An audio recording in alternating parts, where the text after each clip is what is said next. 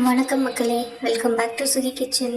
இன்றைக்கி நம்ம என்ன பார்க்க போகிறோம்னா மேங்கோ ஜெல்லி. வாங்க இது எப்படி செய்கிறதுன்னு பார்க்கலாம். இதுக்கு என்னென்ன இன்க்ரீடியன்ட் தேவை அப்படின்னா 2 மாம்பழம் எடுத்துக்கோங்க, அப்புறமா அகர் அகர், அப்புறமா சுகர் உங்களோட ஸ்வீட்டுக்கு தகுந்த மாதிரி எடுத்துக்கோங்க. இப்போ இந்த மாம்பழத்தில் இருக்க தோல் எல்லாத்தையுமே சீவி எடுத்துக்கோங்க.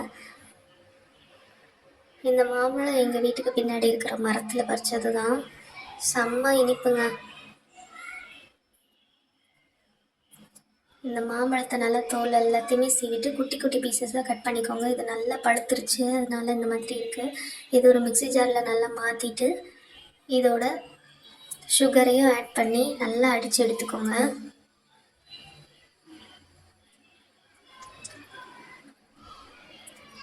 இது சுகர் ஆட் பண்ணிவிட்டு கொஞ்சமாக லெமன் ஜூஸ் ஆட் பண்ணிக்கோங்க. அந்த லெமன் ஜூஸ் எதுக்கு அப்படின்னா கொஞ்சம் புளிப்பு இருந்தால் நல்லாயிருக்கும். இது செம்ம ஸ்வீட்டுன்றனால புளிப்பே இல்லை, அதுக்காக கொஞ்சம் லெமன் ஆட் பண்ணிட்டேன். இப்போ நல்லா அரைச்சிட்டு ஒரு பேன் அடுப்பில் வச்சு அதை அப்படியே அதில் ட்ரான்ஸ்ஃபர் பண்ணி அதை நல்லா கொதிக்க விடுங்க.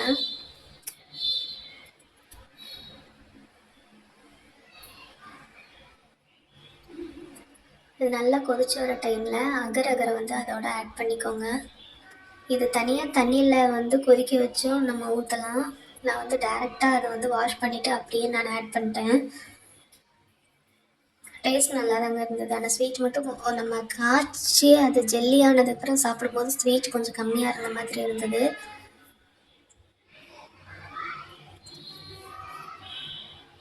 இது நல்லா கொதிக்கணும், ஏன்னா அந்த அகரகரை ஃபுல்லாகவே கரையணும். கரைஞ்சால் மட்டும்தான் அது அந்த ஜெல்லி பதத்துக்கு கரெக்டாக வரும். அதை நல்லா கொதிக்க விட்டுருங்க.